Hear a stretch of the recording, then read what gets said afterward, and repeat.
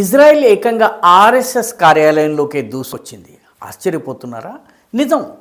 Israel రాయబారి, ఇజ్రాయెల్కి సంబంధించినటువంటి తన సీనియర్ దౌత్యవేత్త, ఆయన పేరు యానివ్ రెవాజ్. ఆయన ఏకంగా వెతుక్కుంటూ నాగపూర్కు వచ్చి నాగపూర్లోని ఆర్ఎస్ఎస్ హెడ్ క్వార్టర్ అయినటువంటి హెడ్గేవార్ భవన్కి వచ్చారు. అంతేకాకుండా ఆర్ఎస్ఎస్ని స్థాపించినటువంటి డాక్టర్ కేశవ్ బలిరామ్ హెడ్గేవార్ సమాధి ఉన్నటువంటి స్మృతి మందిర్, ఇది రేషింబాగ్లో ఉంది. ఈ రేషింబాగ్ ప్రాంతానికి వచ్చి డాక్టర్ హెడ్గేవార్ విగ్రహానికి, అక్కడ కుర్చీలో కూర్చున్నటువంటి డాక్టర్ హెడ్గేవార్ విగ్రహం ఉంటుంది, అక్కడ ఆయన పుష్పాంజలి ఘటించటమే కాకుండా ఆర్ఎస్ఎస్ వంటి సంస్థకు సంబంధించినటువంటి కార్యాలయానికి రావడము, కార్యకర్తలతోటి సమావేశమవడము, అదేవిధంగా డాక్టర్ హెడ్గేవార్కి పుష్పాంజలి ఘటించటము నా జీవితంలోని మరిచిపోలేని ఘట్టాలు అని చెప్పి అన్నారు.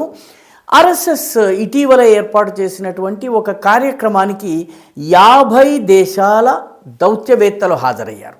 అంటే ఆర్ఎస్ఎస్ గురించి వాళ్లకు తెలియజేసేందుకు ఏర్పాటైన ఈ కార్యక్రమానికి 50 దేశాలు, అమెరికా, కెనడా వంటి దేశాలతో సహా మొదలుపెట్టి ముస్లిం దేశాలతో సహా కలిపి 50 దేశాల వాళ్ళు వచ్చారు. అందరూ ఆర్ఎస్ఎస్ని మెచ్చుకునే వాళ్ళే కాదు, విమర్శించే వాళ్ళు కూడా వచ్చారు. కానీ దగ్గర నుంచి ఆర్ఎస్ఎస్ని చూసి అర్థం చేసుకుందామని వచ్చారు.